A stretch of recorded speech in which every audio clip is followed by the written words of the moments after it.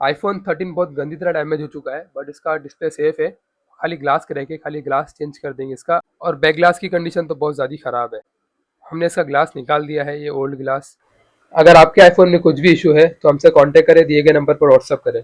देखिए फ़ोन एकदम रेडी है, डिस्प्ले में कुछ प्रॉब्लम नहीं है, डिस्प्ले एकदम ओके है, फिटिंग एकदम प्रॉपर है, बैक ग्लास भी इसका एकदम प्रॉपर चेंज हो चुका है। अगर आप भी अपने फ़ोन को अपने सामने सामने बंदा दिखना चाहते हो तो हमसे कांटेक्ट करें और रिजनेबल प्राइस में अपना बेस्ट काम कराएं। Thanks for watching.